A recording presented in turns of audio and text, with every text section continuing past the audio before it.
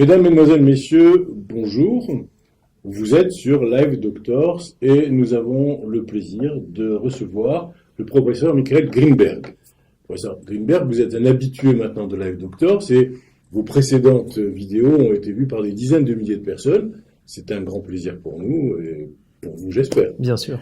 Vous êtes professeur de gynécologie obstétrique et médecine de la reproduction et vous êtes chef de service à l'hôpital Jean Verdier à Bondy pour ses spécialités. Et nous allons parler de l'infertilité féminine. Quelle est la définition de l'infertilité?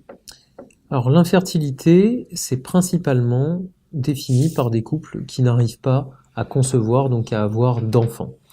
Il faut tout de suite différencier l'infertilité qui est une impossibilité d'avoir des enfants, mais quelque chose qui n'est pas un statut définitif et rédhibitoire, de la stérilité qui, elle, par exemple, une femme qui n'a pas d'ovaire ne peut de fait pas avoir d'enfant et c'est quelque chose qui n'est pas traitable a priori. Pareil si elle n'a pas d'utérus. Donc ça, c'est un état de fait qui conduit à la stérilité. L'infertilité, on peut avoir des examens qui ne trouveront d'ailleurs aucune cause et c'est une femme qui pourra être aidée parce qu'elle est infertile. Un peu d'histoire, si vous le voulez bien. C'est une histoire qui a commencé il y a maintenant quelques dizaines d'années, avec aujourd'hui des résultats extraordinaires. Ça a commencé comment? Ça a commencé aux alentours du XVIIe siècle, avec l'identification au départ, avec des théories, qui sont les théories ovistes notamment, où on pensait finalement que tout le potentiel était contenu dans l'œuf et dans l'ovule, et que l'ovule en lui-même était capable, en tant que tel, de conduire à la possibilité d'avoir un enfant par lui-même.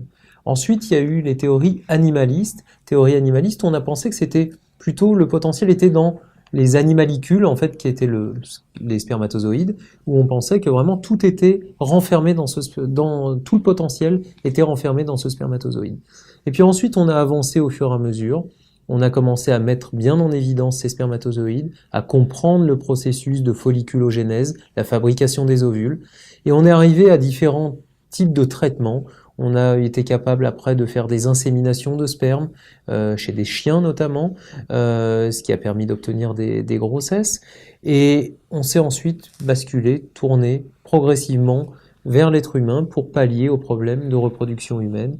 Et l'aventure a commencé vraiment définitivement avec la première fécondation in vitro et le premier bébé qui est né, Louise Brown, en 1978. C'est une belle et longue histoire, c'est un processus qui a été ininterrompu en fait.